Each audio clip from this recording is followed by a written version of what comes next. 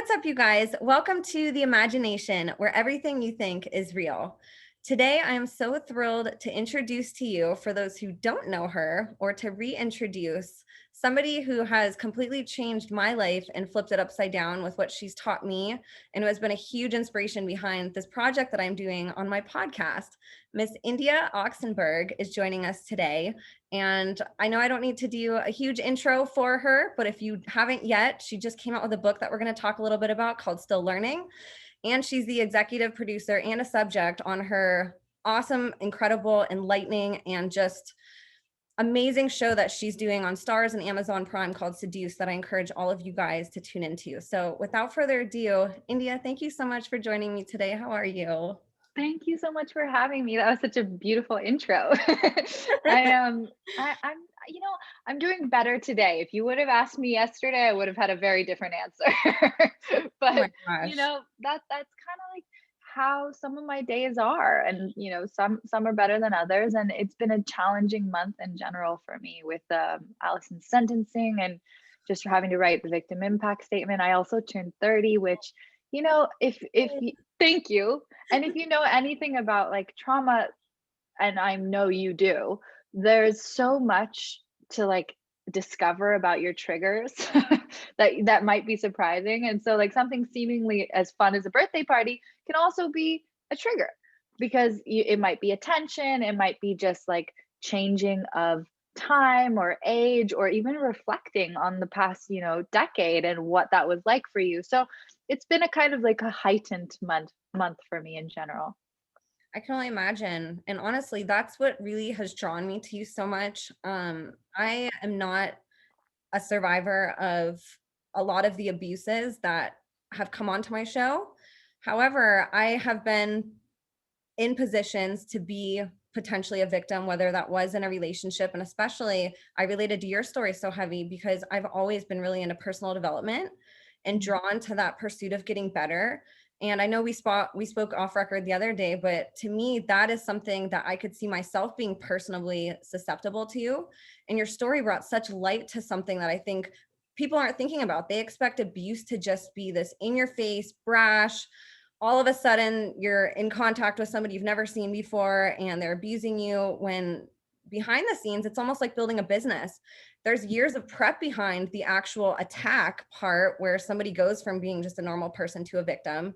And there's not anybody, I think, out there that is talking about that the same way that you are. And it's something I think even survivors get very overwhelmed with, because people can look in hindsight and say, how did you not know that that was going on? How did you not know that Totally. was happening? It's so obvious, right? But it's like I said, going back to a business, you don't see those years of those years of work that went in before the business was actually making money and prospering.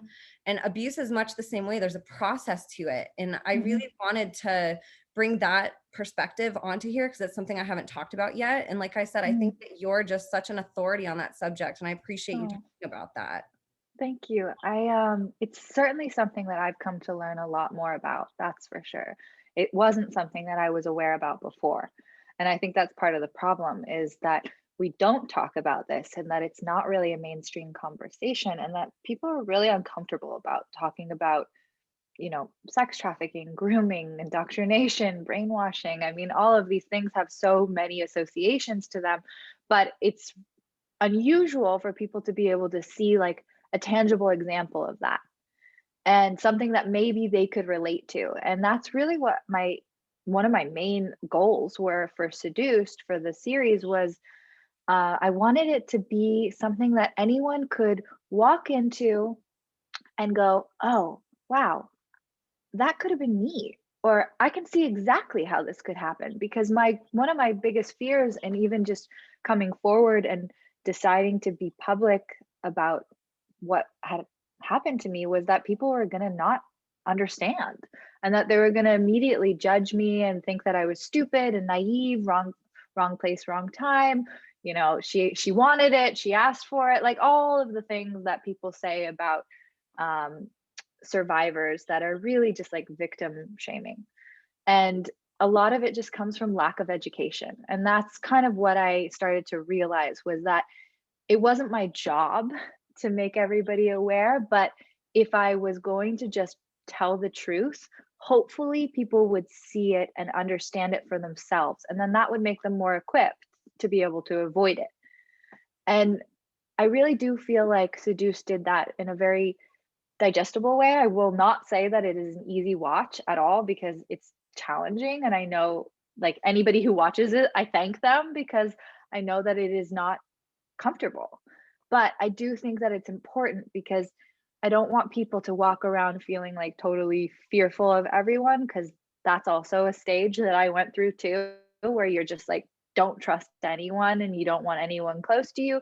But that's like living an isolated, fragmented life. And everybody wants love, everybody wants to be affirmed, everybody wants to be understood. That's like human nature. And so to avoid people because of our fears of them doesn't really help us in the long run. And that was something that I had to come to terms with myself and realize, okay, how am I going to take my life back into my own hands? And I saw Seduced, which wasn't really Seduced at that time. It was just, a documentary about really that focused on the victims and the survivors of NXIVM. And then it became much more about me and my journey with my mom as well. So it kind of evolved over the time that I was working with it. And I did end up being an executive producer, which was an incredible learning experience. Like, wow. I mean, I feel like I went back to school. And so I feel really lucky that I had that opportunity to use my voice in that way. It was really scary. It wasn't something that I was necessarily prepared for. Like you said in the beginning, it's not easy to talk about this stuff, let alone talk about it in private. So, like, even talking about it publicly, I went through a whole range of emotions and, had many days where I was like, why the fuck am I doing this? Like, what the hell? Why am I putting myself through this? Like, what felt like and really is in a lot of ways re-traumatizing, because every time that you talk about it and every time that you go back in to your memories, unless you're in like a good place to be able to express yourself, it's scary because it brings back a whole bunch of memories, and you're like having nightmares and panic attacks, and your body's going through all of these things, and all of that, which is what I found after the fact is normal for people who experience trauma. So it's like I was going through it at the same time I was learning about what I had experienced. And I really wanted to unpack the past, you know, 7 years of my life. And there was a lot to unpack. Well, what I really like that you did really well in your book, especially, I think the book gave more of a personal insight of almost being in your head during this experience. And we Mhm. got a taste of that on Seduced. You were very personal and it was very emotional watching it. I was sitting there with tissues. I'm just like, how's this happening? And, I have mine. right. I have my tissues just in case. What's really interesting is you really go into the fact that you were somebody who was really seeking wanting to be better. This wasn't something that anybody involved had any idea what they were getting into. There was a Harvard division of this cult. There were very high performing people. You had to have a certain amount of money in order to be able to afford it. I would say, and you can probably correct me if I'm wrong, but a lot of these people were very high performers, very successful, and people wanting to take their lives to the next level, not even suspecting. Definitely true. And I think that the people who are really in charge were definitely more influential because that was part of their recruiting process. Like, that was just one of the ways that they used trust to enroll people, because they would go, "Oh, I know so and so," or "That person's really, you know, famous. Maybe they do know what they're doing." And there's something that helps you in that bypasses a lot of questioning that you might normally do if that wasn't the person who is in the position of power. You might go, Joe Schmo. I don't know if I want to follow Joe Schmo. Like, but oh, Emiliano Salinas, or oh, Allison Mack. It's like it's a level of intrigue, and then you just don't really think as much for yourself, which is unfortunate. But I wanted it to be personal, and I do feel like for me the book is very much being in my head, and it really really put all my heart into that. And I was trying to just be as raw and honest as possible, because as I was writing, I was also resolving things for myself and just seeing patterns in my own life. Like, even, I mean, I go back all the way to my childhood and through high school, and I see moments where I didn't stand up for myself, and like how that process of kind of like eroding and eroding and eroding of your self-esteem kind of gets you to a place where you are more vulnerable. But I won't say that you have to be vulnerable to be pulled into a cult. I think that you can be incredibly intelligent and capable, like you said, that there are people there that were, there was a whole Harvard sect within the group. So clearly it didn't have to do with intelligence alone, but it does have to do with predators knowing who to prey on and who's not protected. And that's something that I didn't know about. And that's where, you cut to 5 years of grooming in something like ESP, the consumer front product, to then 2 years of DOS. It's like, how do you get there? Well, let me explain. Every single step actually has an explanation. And I mean, as much as I see it as hopefully being able to help other people heal and process their own grief, which is some of the feedback, like some of the most special feedback that I've gotten about the series, it really helped me a lot too. And it helped me get clarity and to kind of like deprogram myself into what reality was versus what I had believed. And I'd love for you to touch on that as well. The Mhm. kind of brainwashing reality, losing touch with Mm. it. That's a process too. One of the things that I Mhm. thought was really fascinating, being somebody who has studied NLP and hypnosis in depth, I understand how it can be used in such a powerful way to influence good. Yeah, And on the other hand, there's people out there that understand the power of these tools and they don't use it for someone's good. And I wanted you, if you can, to explain a Mhm. little bit of the difference between what you went through and the type of grooming that you received versus what maybe a healthy environment would be for that type of environment. So people listening, I know that Oh that's yeah, on my radar now. I'm like, okay, I need to know what to look for next time I sign up for a course that I think is the new coolest, hippest thing. How do you totally. identify like what is healthy and what's not? Because these, I'm sure, exist all over the world. We just don't even know about it. They do. And also, predators often hide in positions of power. So that's one thing to look out for. Like, I guess the first thing that comes to mind is what is the leadership like? Like, and that's a question that should be a red, not a red flag, because it should just be something that you should be looking for. Like, who's in charge? What's their motive? What do they get out of this? And do you think that it's coming from a genuine place? Because sometimes the person who's really in charge is not the person who you're interfacing with. And that's how a lot of the recruitment into these groups happen. It's not really that person directly influencing you, it's one of their influencers who is, bringing you into the fold. So, one, look at the leadership. And if are they consistent? Like, are they consistent people? I think another thing to look for is, are they licensed? Are they actual clinicians? Did they go to school to do these sorts of therapeutic processes? Because sometimes in personal growth, and I'm sure you know this, Emma, they're doing really intense, deep work, but they may not have the qualifications to bring somebody to that place psychologically. And that can be really damaging and dangerous, because you can leave somebody in a really fragile state where they could ultimately have a nervous breakdown. And I've seen it happen. And I've heard of other large group awarenesses where people have had those types of nervous breakdowns because they're pushed to their limits. So, one, look for if they're certified, if what they're doing is what they're trained to do. Um, Another thing I would say is, if anybody is trying to isolate you from your goals and your life, that should be something that you should question. Because why would anybody need to do that? If you were in a proper supportive environment, they would be encouraging you to pursue the things that you love, not trying to guide you towards, I use guide with like air quotes because that's sort of coercive, Like when somebody is telling you that you're actually going in one direction when really they're leading you towards the direction that benefits them. So those are definitely like three of the top things that come to mind to look for, um, that I wish that I would have known. And then it can come in the form of flattery as well, because if you're in some of these groups, sometimes there's people there who are just going to make you feel so good about yourself.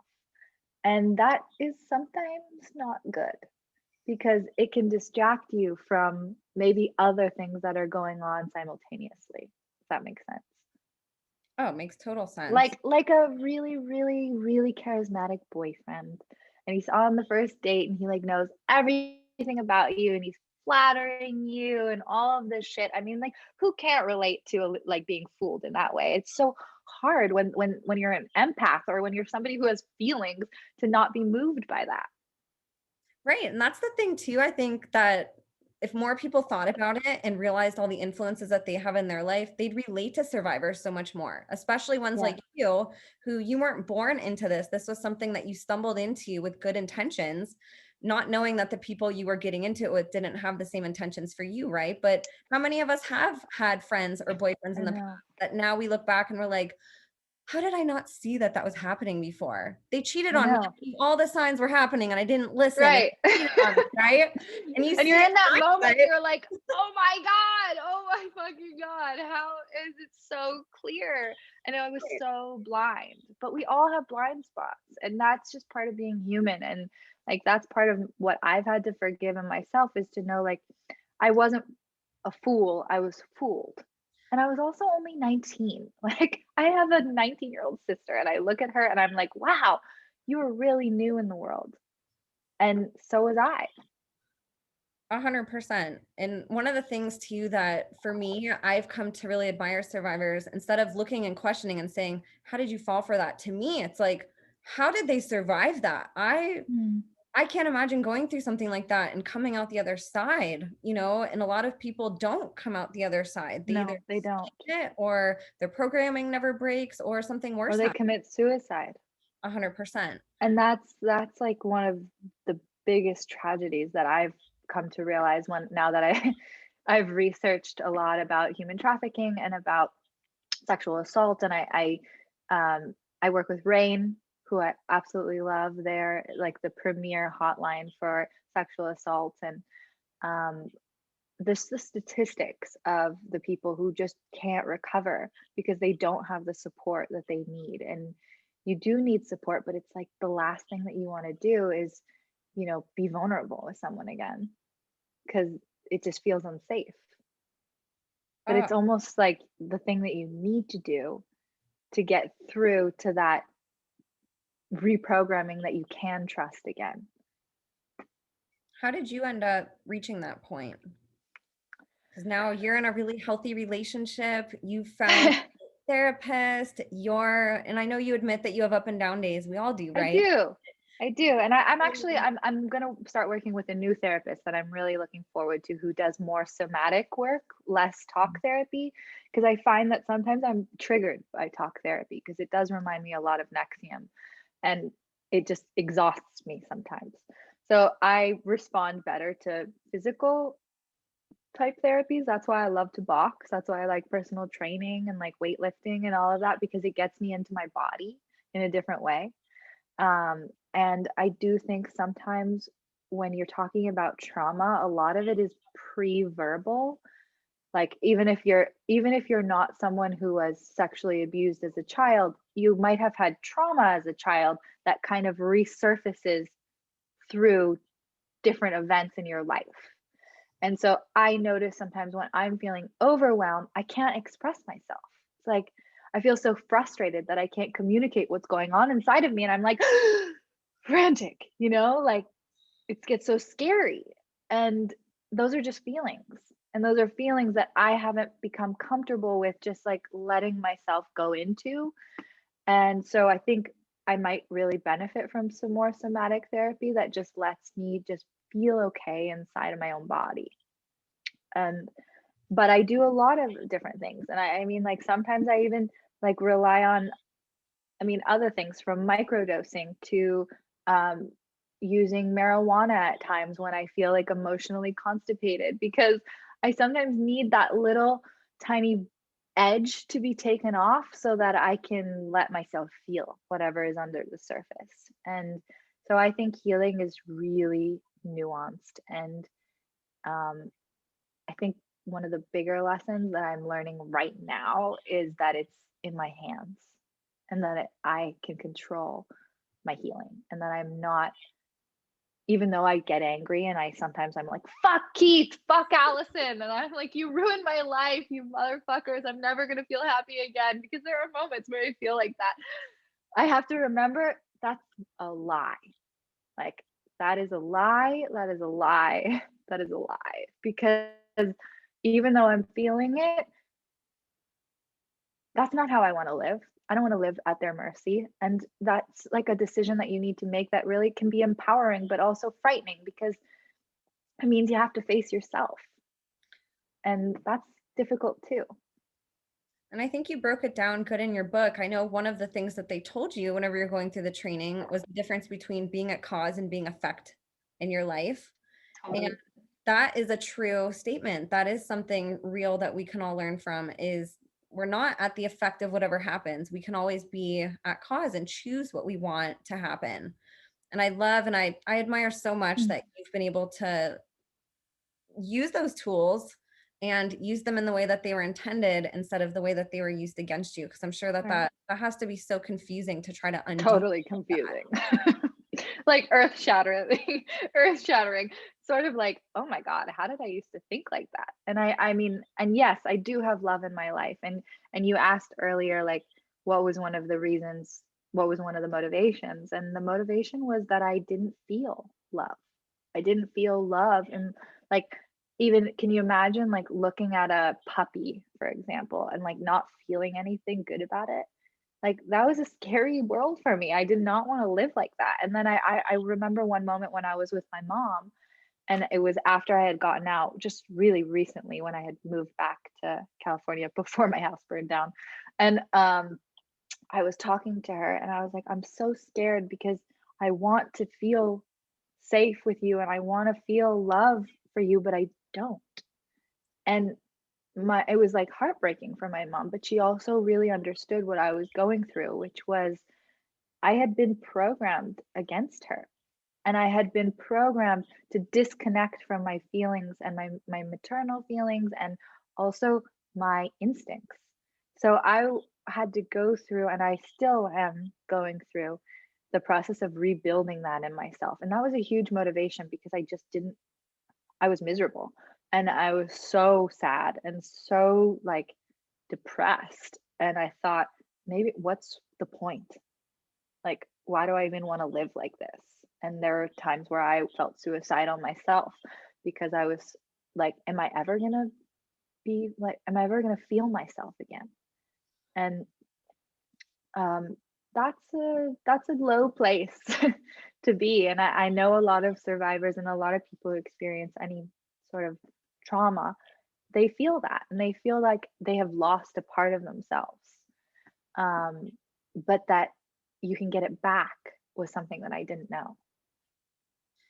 And it's almost that part's taken from you. You know, Mhm. you really talk about in your book how you're you're looked at as somebody who's kind of losing their mind if you're questioning the system that you're put into and the things that you're told.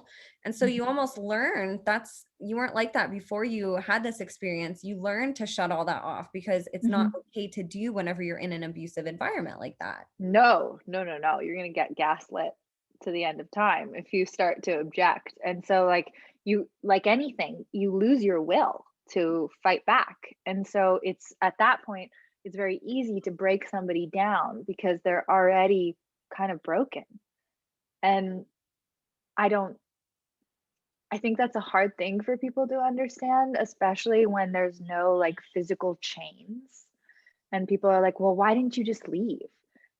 And to explain the depth of psychological trauma and actually being a prisoner when you don't look like the typical prisoner is very hard for people to understand, and I often try to relate it to domestic abuse and how the average woman, it takes her about 7 times to leave an abuser. So now imagine that in a high control group. And so there's a like I like to show that it's no different. It's actually the same. It just happens to be that you're in a system that supports that type of abuse. Whereas you might be in your home and nobody knows that this is going on. It's the same thing. You're still isolated. Especially when everybody that you're isolated with has that same belief system, they're going through the same thing, and they purposely normalize it so that Hmm. you're weird if you step out of that. Then you're not being Yeah. compliant, you're the outcast, you're not learning everything as quickly as the others. There's so many ways to disguise goodness with abuse versus it just being, like you said, this physical, very obvious thing. There's so psychological abuse, Hmm. something that's definitely not talked about enough. No, it's not. And you definitely understand it. I can tell because of your experience with all of your interviews. I'm sure you see the similarities and like the patterns, but it isn't something that people understand. And I think maybe the closest thing that people could relate to is POWs or veterans. And oftentimes they end up on the streets in homeless because they can't handle reality. And so that's a problem in my mind, that there's a whole sector of society that people are willing to disregard because they don't understand what psychological trauma actually manifests into, and that's really a broken human being. And I think that we are also super resilient and we're a lot stronger than we think too. But when you don't have places to go to for support, you it's like you just can't do it alone. Absolutely. And And I feel so lucky that I have that, and I've been able to take the time and have the mother that I have and have the relationship that I have. And even though we have struggles too, because it's hard for me to sometimes communicate what's going on for me inside. And he's like, "Oh my God, you're changing your mind every 5 minutes." I'm like, "I'm sorry, I don't know what's going on, but I just don't feel clear inside." And so there's a lot of growth there that needs to happen there. And I think the more we speak about it, the easier it will be for people to address it. now, how can people be there for survivors? You've had both. You've had people that have opposed you and resisted you, and even people that I know still are defending Keith and the cult, Yep. right? You've had all kinds of opposition, but at the same time, you've also had this wonderful man walk into your life and support Mhm. you. Your mom, she has been there even when you guys weren't speaking as much and when all this was going on. You still had this really magical connection, and she still knew how to be there for you. What advice would you have to people? Because survivors a lot of times are put in a position where the first person that they talk to isn't a therapist, right?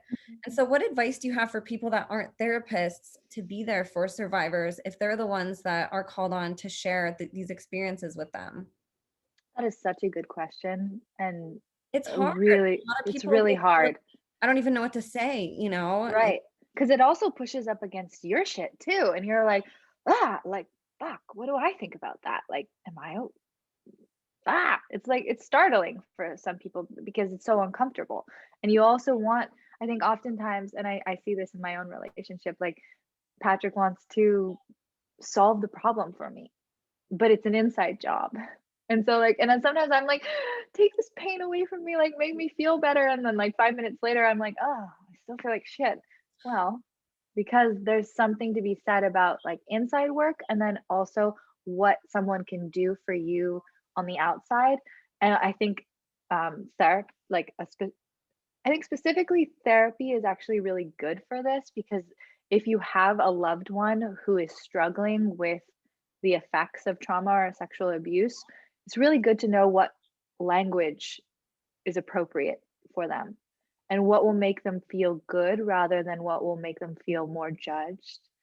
Um, I think for one, I'd say the primary thing is we just want to know that we're believed and that somebody believes you is a huge relief because it just takes off a ton of pressure in trying to convince somebody that what happened to you.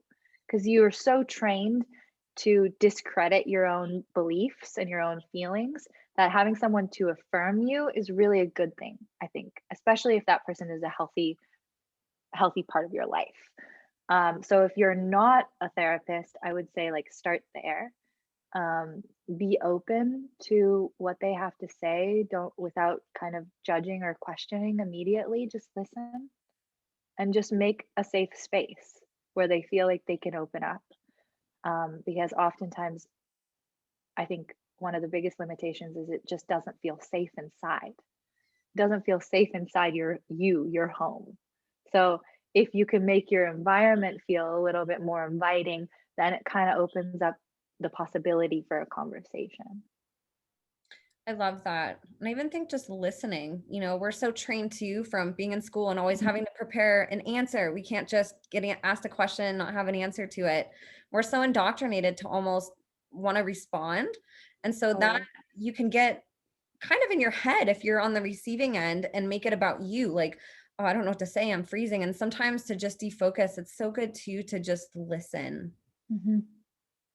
100%. Yeah, and not have maybe an answer, right? I mean, not have a solution because often the solutions that somebody else is going to give to you are might come from a really good place, but they also might be unrealistic.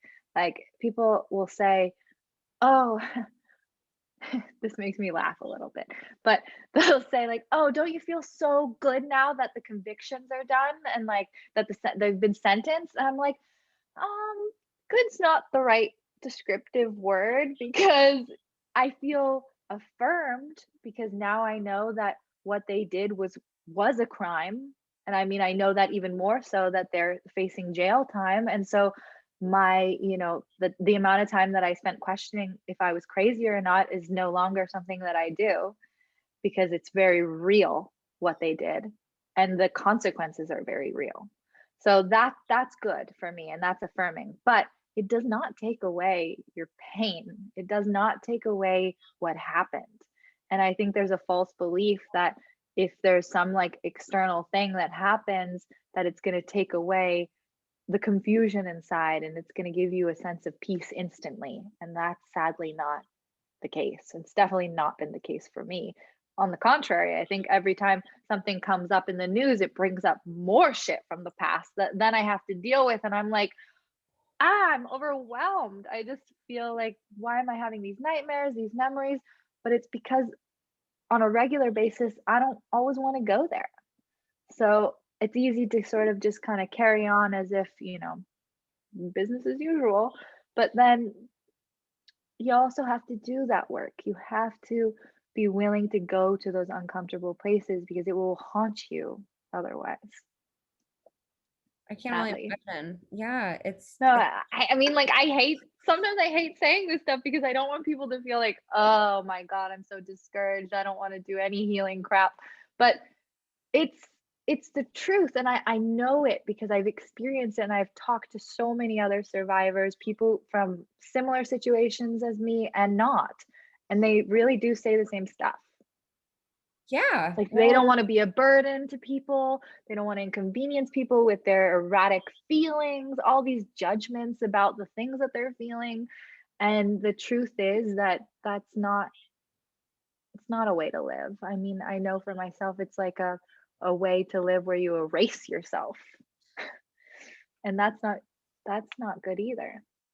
right. And it's really easy to get caught up in drugs and alcohol and just Mhm. really negative habits because the Mhm. things externally aren't happening or the things that are happening aren't affecting you internally. You can start to question yourself. Well, shouldn't I Totally. be happy that they got a conviction?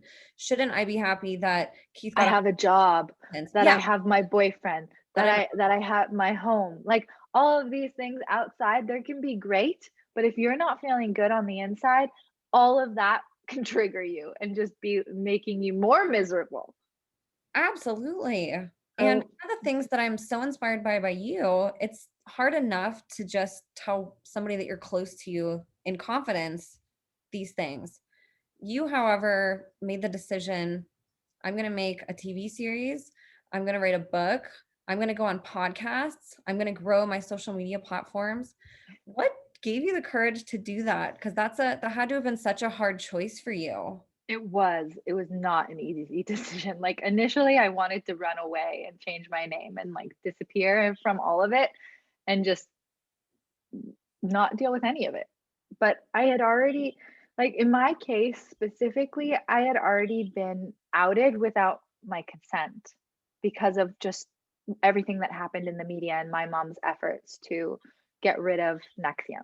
And I ended up being put into the news and, you know, being labeled as a branded sex slave without really any of that, wanting any of that. I'm a pretty private and shy person. So like that was the last thing that I wanted and wanted people to know me as. And so I really felt humiliated and I'm very ashamed that like this was what people were going to think of me when they looked me up online or when I introduced myself like, hi, I'm India Oxenberg, and they would think, oh, sex slave. Like that was not the future that I saw for myself. And I felt really overwhelmed with like, how am I going to change this? How am I going to take my life back into my own hands and put it in the direction that can give me some sort of personal satisfaction and also redemption in a way, because I felt really, really beaten down. And I think the decision to write, that came first, and that felt safe because it was private and I could do it from my own home, and I didn't have to talk to anybody yet because I wasn't ready, and I had just, you know, come off of being a cooperating witness with the FBI for 9 months, so there was all that was up, and I had many people approach me to be in documentaries, to come on and talk about my story, and I was like, "No, I'm not ready for that." Until I was approached by Cecilia Peck and Inbal Lesner, who are also the co-producers and director of Seduced with me. And they had a vision for a series that focused on the survivors, not on Keith Raniere necessarily, and also was going to explain the complex nature of coercion. And I was like, oh, and plus, it was pretty much all women that were on the team. And also behind the scenes at STARZ was predominantly women run. And that felt different to me. That felt like something that I couldn't really say no to because it was really in line with the direction that I wanted to go and explore for myself. And then I think it was one of our first conversations that I had on the phone before I even said yes to whatever it was that they were filming. And I said, you know, I'm really at a stage in my life right now where I'm just trying to understand what the fuck happened to me in these last 7 years of my life. And that's kind of the launching point. And that's where we started was like, how do you take a normal 19-year-old girl, and how do you get to that?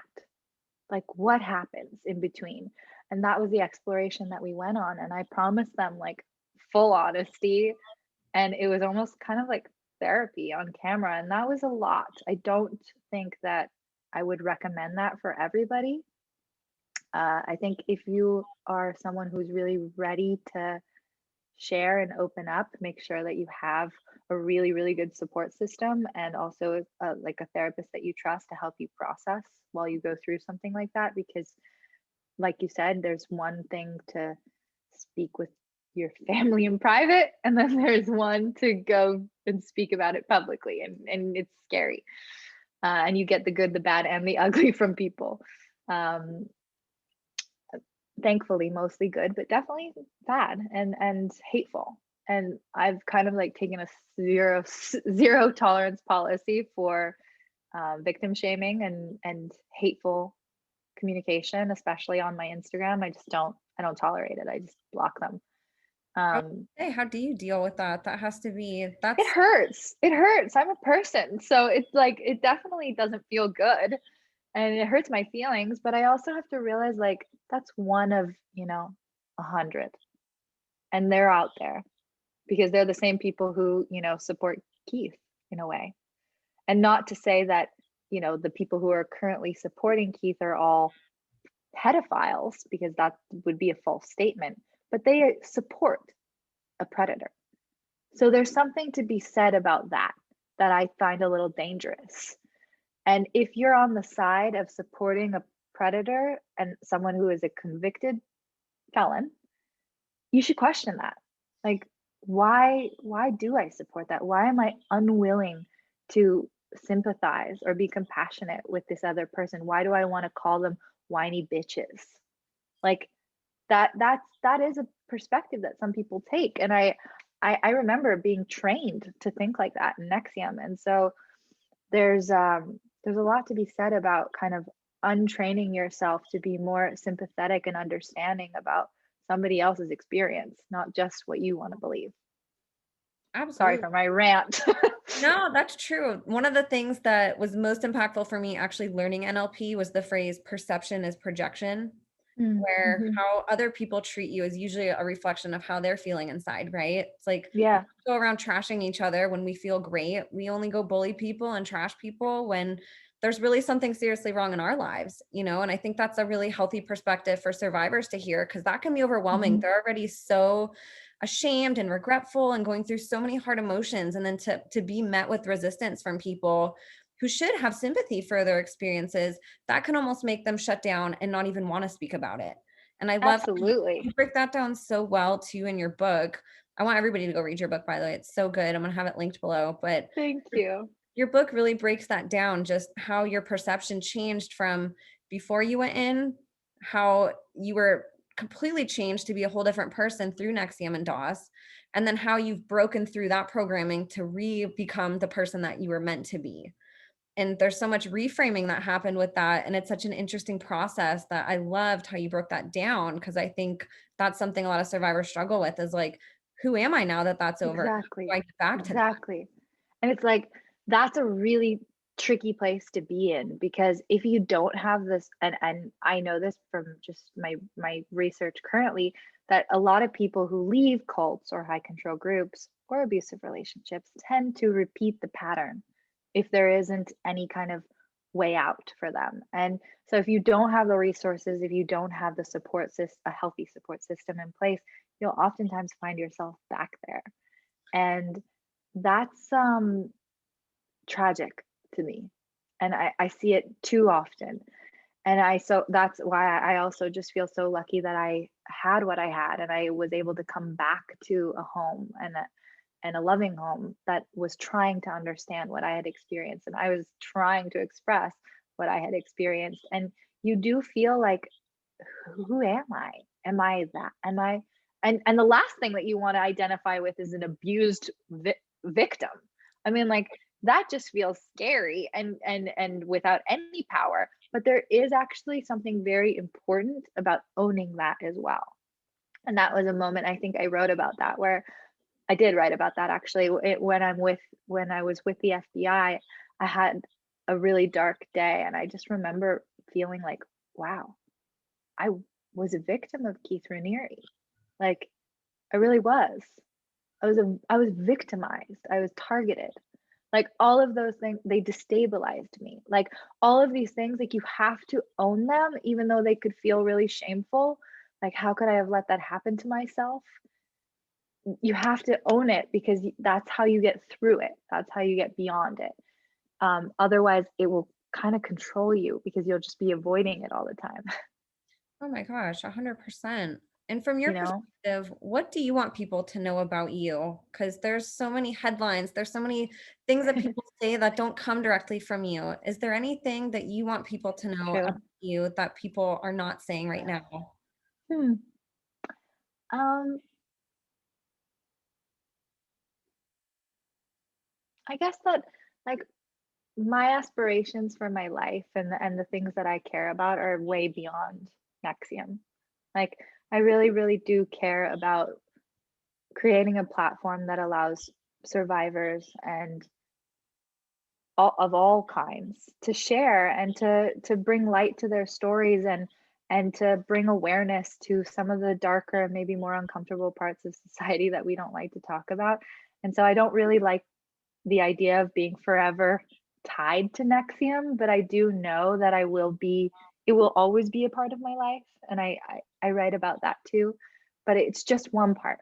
like you said in the beginning. It's just one part of your story. It's not everything. And I think I want to remind people that people are dynamic, people are complicated, and they all have their stories, and that's kind of what makes them them. And for me, I really am trying to look for the future for and looking forward to a future, whereas like for a long time I didn't think like that. And so I think I guess that there's a lot inside of me that I want to share. So important to recognize that parts of our life don't make up our life. That would be like somebody who's not a survivor. If somebody only knew about the worst thing that ever happened to us and then forever identified us as that, right? Right. Not to Remember think that time you failed the spelling test? right. Remember that one time you got an F in math? Yeah, you're forever tarnished. Like, no. And I mean, that's actually something that I love about my mom is like she's always reminding me that I'm just gonna be making mistakes. Like I it's love just your part relationship of it. with Mom. It's so Me special. too. I'm so lucky. I'm Uh, so lucky to have her because she's so wise and she is so open to me, and she does not have any like shame about anything really to talk about with that I want to talk about. And that's huge because not everybody has that. And a lot of people actually have really fractured relationships with their parents, which cause them a lot of pain. And I'm lucky that I get to have that with my mom. And, I don't have that with everybody in my family, but at least I have it with one. and it's detailed so beautifully in your book, which I love. People who want to find out more about India's story, please go tune into her show and her book. And what's next for you? Is there anything you're working on right now? I am. I actually started working with STARZ. So I am in the documentary department. I'm actually looking for more survivor stories to allow for a platform. And um, so I just feel really privileged that I get to have that position and then potentially take somebody through what I went through and hold their hand as we go so that they're not alone. Oh my gosh, that's so exciting. Oh my Yeah. goodness. So Is I mean, I producing and hopefully writing again. I wrote another um, proposal that fingers crossed trying to sell about healing. So that's kind of where I'm headed.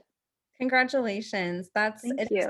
incredible. I love seeing people like you, like Samantha Brown, and a lot of these survivors. You're finding a way to use your story instead of letting your story use you. Mm, And it's you've already impacted so many lives, and I know you're just going to continue to. I'm so proud of what you're doing. And thank you. how can people get a hold of you, whether they want to just Oh, follow your journey or if they are a survivor and they're like, oh, I want to go talk to her? well, I'm terrible with social media, but I have Instagram, and that's like all I have, and that's And all pretty much. she's great at Instagram. It's so great. Thanks. I'm trying. I'm really trying. I'm still learning Instagram. And so if you want to find me there, it's India Oxenberg. I'm usually really good at responding to comments, not always great at inbox messages because sometimes I get a little overwhelmed with that. So if you really want to reach me, find me there in the comments. Yell at me if I'm not paying attention, I'll respond. And you can also find me on STARZ on the app or on Amazon Prime or on Audible exclusively with Still Learning. Thank you so much for coming on today, India. Thank you. This was so lovely. I had such a I good time with know. you. I know. I'd selfishly love to have you on again to go even deeper into some of this stuff. We probably can. And also, I would love to be able to promote this and maybe attach rain to it in some way when I do, because I think this could be a really helpful conversation for other people. 100%. And people listening, once again, please go support her series on STARZ. Oh. Please go get her book. It's incredible. I literally read it in a day and a half and I could not put it down. I learned so much, and it's just the work that you're doing. It's going to help non-survivors really understand what survivors go through. And it's going to be Thank such you. an inspiration for survivors as they're going through their healing process like you are. So just thank you so much. This is really fun getting to hang out Thank you. with you. Such a pleasure to meet you.